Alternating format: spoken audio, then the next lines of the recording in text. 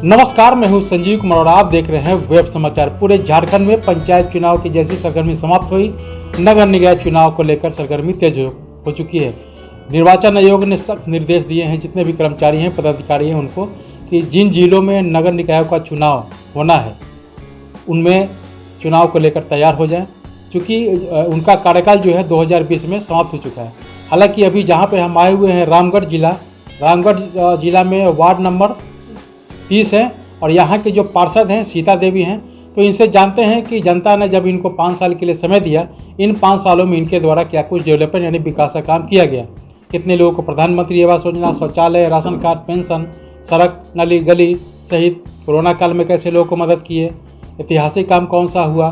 कुछ समस्याएं भी आई होंगी आपके डेवलपमेंट में जब आप वार्ड में विकास के लिए गए होंगे। इसके साथ साथ आगे की क्या रणनीति है। जब से झारखंड राज्य का स्थापना हुआ तब से कई मुख्यमंत्री आए और गए, बेहतर किसे मानते हैं आप। और पूरे अभी हिंदुस्तान में अभी चर्चा का एक विषय बना हुआ है अग्निवीर को लेकर, तो इसके बारे में आप क्या सोचते हैं, तमाम बिंदुओं पे आपसे बातचीत होगी। पहले तो आपको वेब समाचार में बहुत बहुत स्वागत करते हैं आपका। अच्छा, ये बताइए कि जनता ने जब आपको 5 साल के लिए वक्त दिया, 4 साल से ऊपर का समय बीत चुका है, तो इस दौरान आपने क्या कुछ डेवलपमेंट विकास का काम किया? देखिए सर, मेरा नाम है सीता देवी, रामगढ़ नगर परिषद से हूँ, वार्ड नंबर 30 से हूँ। और हमने अपने 4 साल कार्यकाल में बहुत ऐसे चीज़ है जो हमने किया। कई जगहों पे लगभग 50 वर्षों से वहाँ आने जाने के बहुत से कष्ट होता था लोगों को, कच्चा रास्ता था। वहाँ हमने नगर परिषद के द्वारा उसमें पक्की सड़क बनवाएं, गार्डवाल बनवाएं। कोरोना काल में जैसे नगर परिषद से हमको जो मिला उस चीज़ को हमने डिस्ट्रीब्यूट करवाया, जैसे कि चावल वगैरह जो भूखमरी के कगार में थे उन लोगों को हमने सहयोग किया।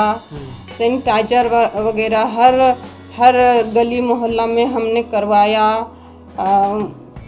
और हमने यह सभी से कहा कि अपने कोरोना काल में सभी को यह संदेश भी दिया कि अपने आप को सुरक्षित रखे, घर पर रहे। और हमने यह सभी को संदेश दिया। अच्छा, आपके वार्ड में कितने जैसे कोरोना से संक्रमित हुए? लगभग 8 से 10 लोग संक्रमित हुए। वो सभी बाहर के थे और बाहर से ही आए थे।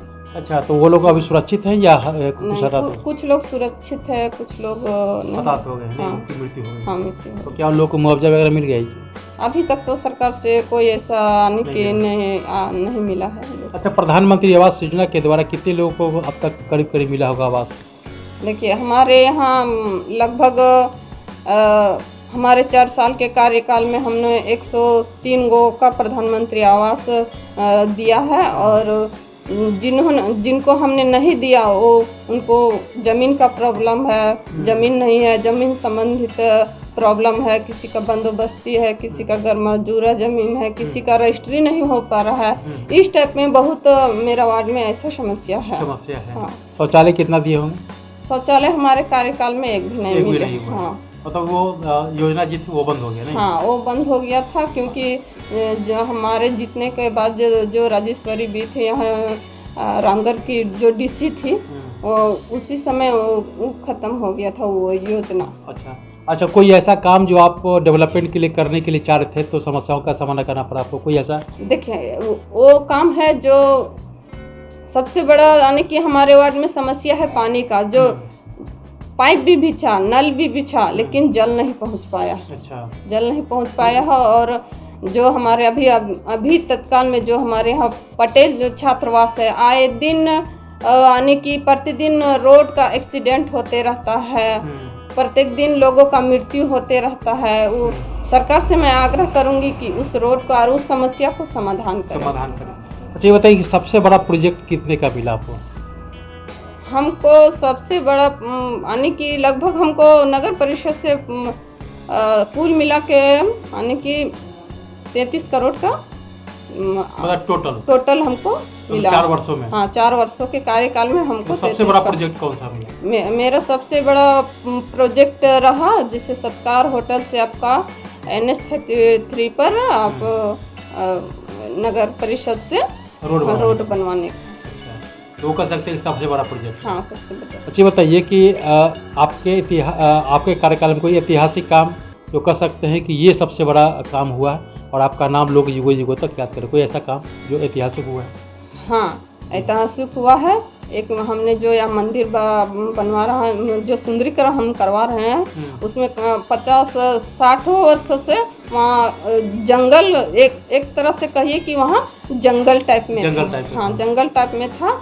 उस जगह पे मैंने वह नगर परिषद से फंड पास करवाया और उस जगह का मैंने सुंदरीकरण करने का मतलब काम चल रहा है। चल भी क्या रहा बन रहा है वहाँ पे? वहाँ जैसे कि मंदिर का शेड बन रहा है, फाइबर ब्लॉक बिछ रहा है। अच्छा, मतलब मंदिर के लिए हाँ, मंदिर के लिए बन रहा है। तो ये कह सकते हैं कि आपके लिए ऐतिहासिक काम हाँ, ये मेरे लिए ऐतिहासिक काम। तो आप ये बताइए कि अगर आप इस बार का जो चुनाव है पार्षद का जो होगा, उस बार वो पार्षदों के द्वारा चुना जाएगा, तो अगर आपको पार्षद जैसे उपाध्यक्ष के लिए अगर फाइट करना हो तो कैसे आप करेंगे? क्या आप फाइट करेंगे उसके लिए? हाँ जी, हाँ, हम स्टैंडिंग कमेटी का मेंबर हूँ और सबसे पहले आने के कोई भी मीटिंग होता है तो हम 5 पार्षदों को सबसे पहले बुलाया जाता है।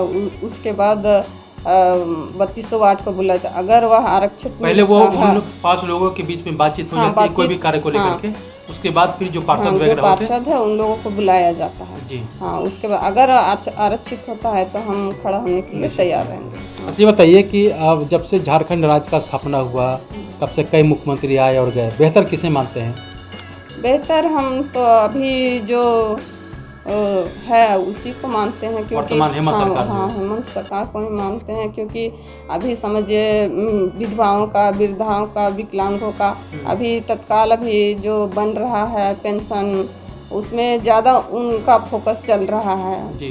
और चल रहा है साथ में कि राशन कार्ड वगैरह हो गया है, ये सब का उनका ज़्यादा फोकस है, क्योंकि गरीबों से संबंधित है। हाँ, तो मतलब आपके नज़र में कहे कि जितने भी मुख्यमंत्री आए, लेकिन आपके नज़र में अभी जो वर्तमान सरकार है वो है चूँकि ये गरीब गुरुओं के लिए ज़्यादा काम कर रहे हैं, इसीलिए आपके नज़र में बेहतर है। अच्छा ये बताइए कि 1932 खतियान को लेकर क्या सोचते हैं, क्या लागू होना चाहिए कि नहीं होना चाहिए? आपका पर्सनली मत? पर्सनली है तो ये तो होना चाहिए। होना चाहिए। हाँ, होना चाहिए। होने से क्या लाभ मिलेगा? स्थानीय नीति लागू। हाँ, स्थानीय नीति लागू होगा, स्थानीयता लागू होगा, लोगों का रोजगार मिलेगा। मतलब जो है सरकारी जो सरकार से संबंधित है वो सभी स्थानीय नीति अगर बन जाती है तो उनको लाभ मिलेगा। हाँ। अच्छा बताइए कि अंतिम सवाल आपसे है कि पूरे हिंदुस्तान में अभी एक अग्निवीर को लेकर के बहुत चर्चा पे विषय है, तो क्या जो उन लोगों का कहना है कि 4 वर्ष तक कहीं नौकरी रहेगा, उसके बाद फिर आप 4 वर्ष के बाद नौकरी छोड़ देंगे, तो ये तो उन लोगों के भविष्य के साथ खिलवाड़ हुआ। हाँ। आप क्या सोचते हैं? हम इसके बारे में सोचते हैं कि अगर वो लोग 4 साल के लिए नियुक्त होते हैं तो उनके साथ तो भविष्य के साथ तो खिलवाड़ तो होगा ही होगा, प्लस होगा कि उन लोग को 4 साल बीत गया फिर दूसरा वैकेंसी भरेगा तो उसमें उन लोग का तो दिक्कत हो जाएगा। हाँ, इसके लिए तो समस्या है, मतलब सरकार के विरोध। हाँ, इस पे संशोधन करना चाहिए। इसमें संशोधन होना चाहिए जी। तो आपने सुना कि जिस तरह से वार्ड पार्षद हैं सीता देवी हैं, इनका कहना है कि अग्निवीर को लेकर के जिस तरह से केंद्र सरकार ने जो योजना लाया है, इस योजना में सरकार को गंभीरता से सोचना चाहिए और इस पर विचार करना चाहिए, क्योंकि ये एक ऐसा विषय है जो भविष्य को लेकर के है। अब कोई भी व्यक्ति अगर नौकरी करता है तो आर्मी का भी है, तो जो समय सीमा है तो समय सीमा 25 साल होता है, 18 साल होता है, तो कम से कम उम्र सीमा में कुछ ना कुछ बढ़ोतरी की जाए ताकि उनको लगे कि भाई जो भी जॉब करें उसमें समय मिले।